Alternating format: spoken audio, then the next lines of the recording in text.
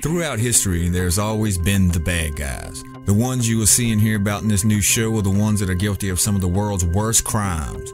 Crimes against humanity, kidnapping, attempted kidnapping, murder, war crimes, and economic assassination, to name a few. These criminals have never been prosecuted or even brought to trial. You have seen them in the political spotlight as well as in international business circles. They have shaped the world you see. They have fed off of and or created the tragedies that you've only read about, if not experienced. Their reason isn't about money. It's about power and control with no regards to human life. To them, their end justifies their means. These are the bad guys.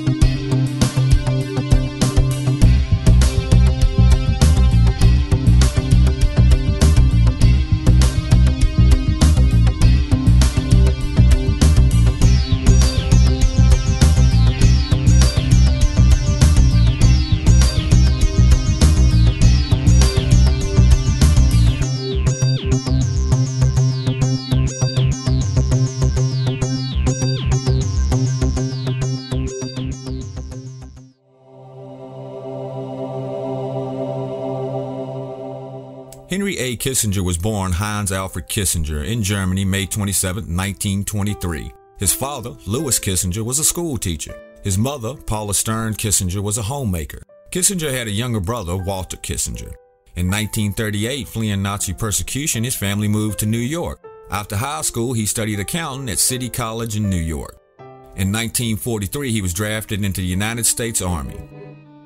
He went through basic training at Camp Croft in Spartanburg, South Carolina, was naturalized, and sent to study engineering at Lafayette College, Pennsylvania.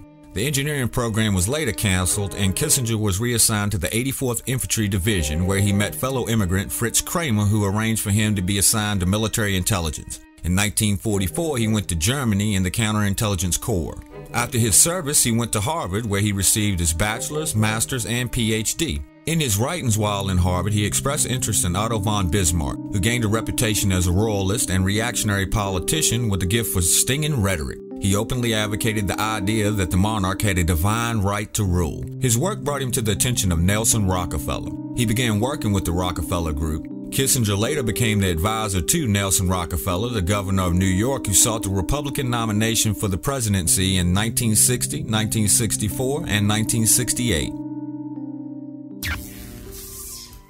In 1968, Kissinger had become an advisor to the Johnson administration after visiting Vietnam 3 times. He had also become involved in the peace talks in Paris.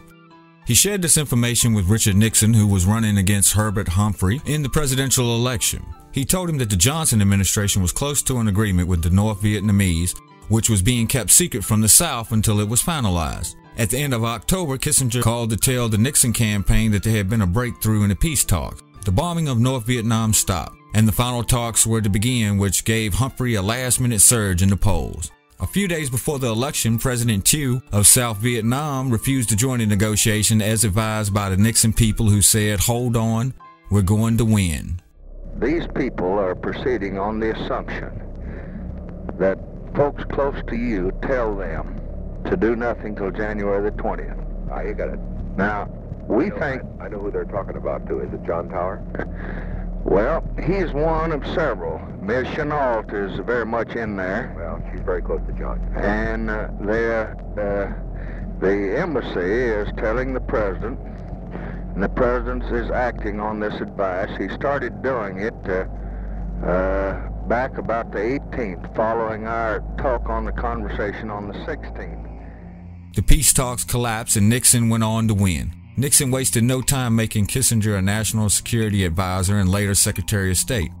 Less than a month after Nixon took office, him and Kissinger drew up plans to bomb North Vietnam sanctuaries in neutral Cambodia, which was against the U.S. Constitution because the bombing of Cambodia was an act of war which needed approval by the U.S. Congress. Kissinger also approved a plan to conceal bombing missions from military records. Under Kissinger's supervision, pilots flew over 3,600 secret missions over Cambodia, dropping 110,000 tons of bombs.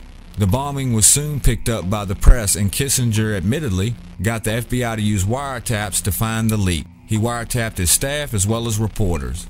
He began meeting secretly with the North Vietnamese negotiator Lao Duc Tho, which were kept secret from the U.S. government. Even the Secretary of Defense didn't know anything about the meetings.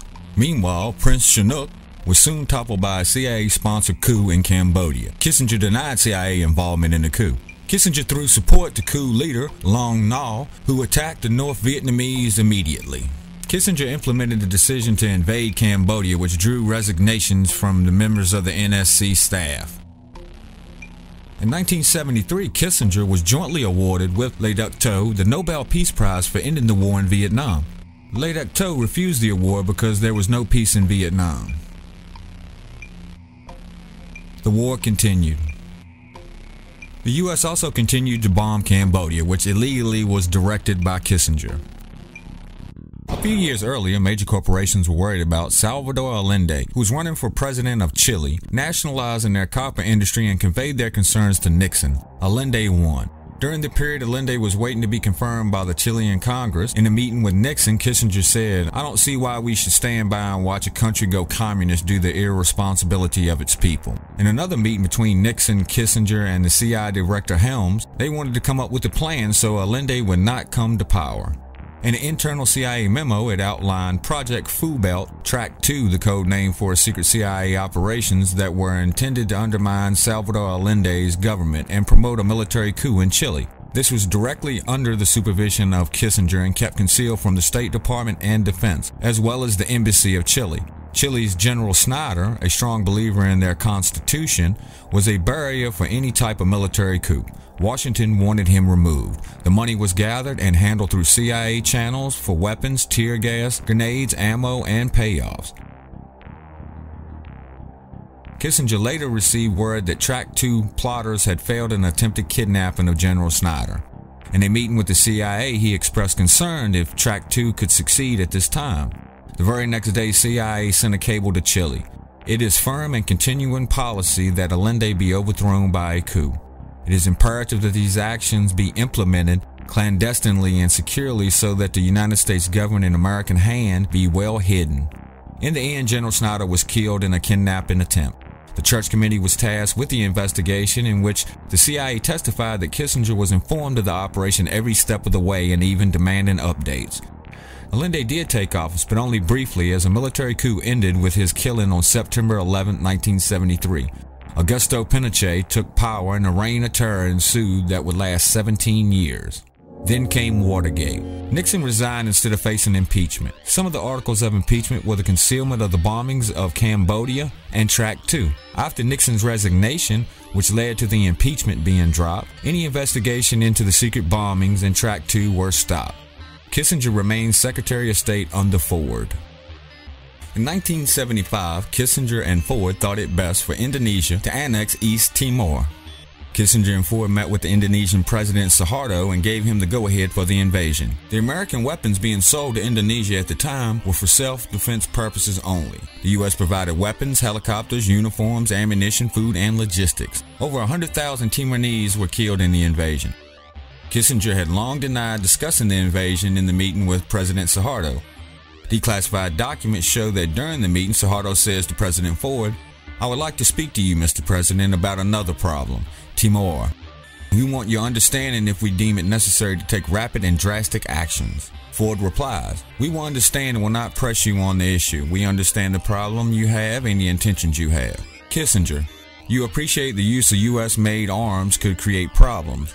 It depends on how we construe it, whether it is in self-defense or as a foreign operation. It is important that whatever you do succeeds quickly. We would be able to influence the reaction in America if whatever happens, happens after we return."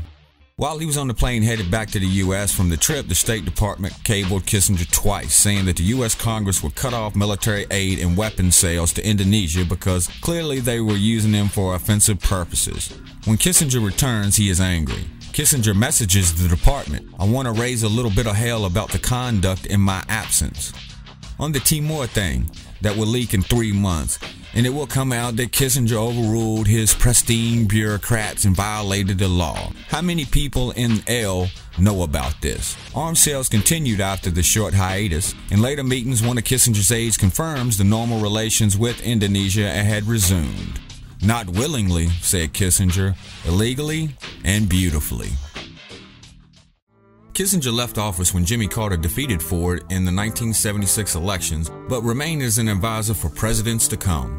In 1982, Henry Kissinger founded Kissinger Associates, an international consulting firm. Although Kissinger is very secretive about his clients, some have surfaced throughout the years. One of his clients was BNL, an Italian bank whose Atlanta branch featured prominently in the BCCI and the U.S.-Iraq weapons transfer scandals of the 1980s. Democratic Representative Henry Gonzalez of Texas stated the following on the floor of the House: Henry Kissinger was a paid member of the BNL Consulting Board for International Policy. Mr. Kissinger held this position during the height of the biggest banking scandal of its time, $4 billion in unreported loans to Iraq by the Atlanta branch of BNL. Mr. Kissinger resigned from BNL on February 22, 1991, just days before the Justice Department announced a 347-count indictment against BNL. Some of Kissinger Associates' prominent cronies have been Paul Bremer, former Iraq Director of Reconstruction; Nelson Cunningham, manager partner of Kissinger and McCarthy; Richard W. Fisher, president of the Federal Reserve Bank of Dallas; Timothy Geithner, the United States Secretary of Treasury; Jamie Miskett, deputy director for intelligence, Central Intelligence Agency; Bill Richardson, former senior manager director, former U.S. diplomat; J. Stapleton Roy, vice chairman, senior U.S. diplomat; Brent Scowcroft, former United States National Security Advisor. Kissinger has also belonged to the Bohemian Club, Council on Foreign Relations, Trilateral Commission, Aspen Institute, and the Bilderberg Group. He is also an honorary Knight Commander of the Order of the British Empire. In conclusion, Henry Kissinger is guilty by his own admission or by the documentation contained of crimes against humanity, war crimes, conspiracy, attempted kidnapping, murder, breaching his oath of office, treason, and the list goes on and on. Henry Kissinger worked his way into political power and through his contacts built his legacy on the graves of innocent people. No one can even guess the number of dead from his political and business moves. His disregard for life and pursuit of power has earned him a seat at the table of the bad guys.